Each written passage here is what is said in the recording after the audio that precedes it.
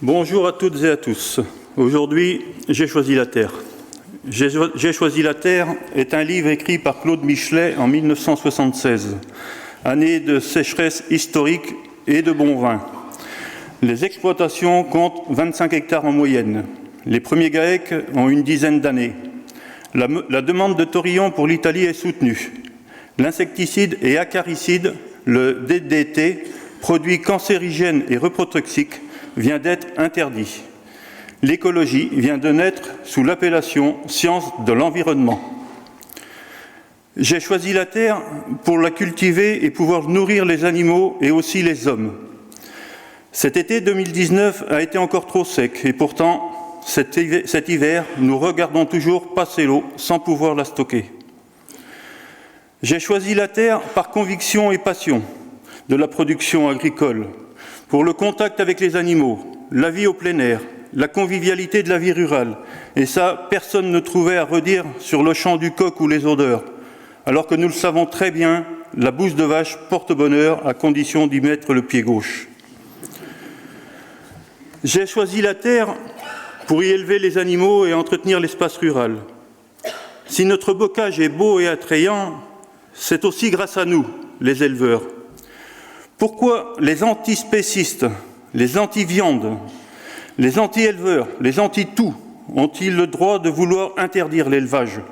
Pourquoi nous, les éleveurs, ne pourrions-nous pas remettre l'insecticide DDT sur le marché pour les empêcher de se reproduire?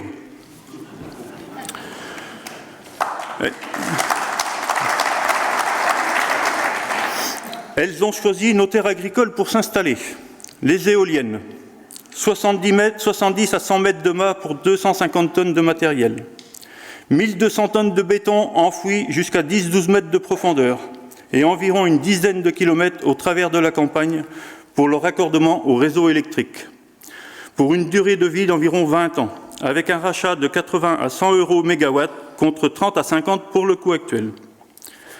Sous couvert de transition écologique, nos politiciens parisiens imposent à notre population rurale un changement de cadre de vie. La population urbaine, avide de nouvelles technologies propres et non polluantes chez eux, se donne ainsi bonne conscience, et qu'importent les nuisances pour les autres populations. Dans notre petite cité de caractère, il y a eu une levée de boucliers avec en porte-drapeau le romanesque Don Quichotte des collines du Puy-du-Fou, qui n'apprécie pas du tout les clins d'œil de ces belles endormies la nuit des soirées d'été.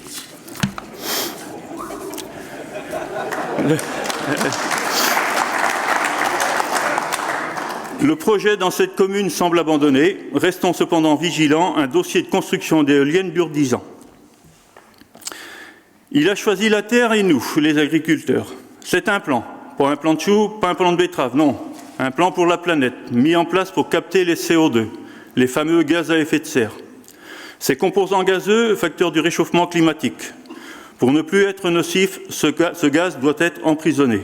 Et voilà le plan climat-air-énergie territorial, dit PCAET. Ce plan a été élaboré sans aucune concertation avec le monde agricole. Et pourtant, ce sont les agriculteurs qui devront modifier leur méthode de travail pour répondre aux contraintes environnementales de ce plan. Surprenant, non?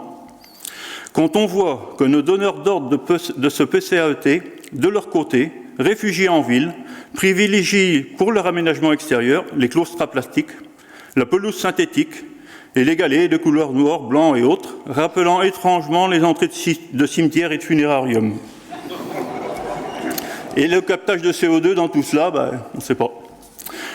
Donc comment peut-on imaginer 100% d'agroforesterie dans notre bocage?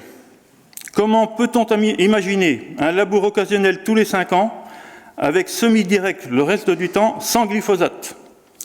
Comment peut-on imaginer équiper 100% des élevages d'un système de lavage de l'air? Comment peut-on imaginer prolonger les temps de pâturage des bovins sans prendre en considération les aléas climatiques? Voilà quelques exemples de moyens de captage de CO2 demandés aux agriculteurs et la liste est encore longue. Que fait-on du bon sens paysan? J'ai choisi la terre pour la travailler, l'entretenir, sans avoir à supporter les nuisances de nos bêtes noires, qui sont les sangliers, les corbeaux, les étourneaux, les pigeons, les activistes, et de leurs protecteurs. Comment peut-on accepter qu'une battue réglementaire organisée par une vingtaine de chasseurs ait été stoppée par 4 activistes de la défense animale? Comment peut-on encore accepter les intrusions dans nos élevages et tous les problèmes qui en découlent derrière? Violation de propriété, risques sanitaires, santé de l'éleveur. Ils ont choisi la terre. Ils sont jeunes et ont en charge de remplacer leurs aînés, si nombreux à partir en retraite. Selon le dernier recensement du pays des herbiers, nous sommes environ 300 exploitants, dont 44% âgés de plus de 55 ans. Et aujourd'hui, 19 jeunes ont un projet de reprise ou d'installation. Je pense que s'il y avait moins de contraintes, comme entre autres celles citées précédemment, ils seraient beaucoup plus nombreux à choisir la terre. Je vous remercie. Merci Jean-Jacques le philosophe.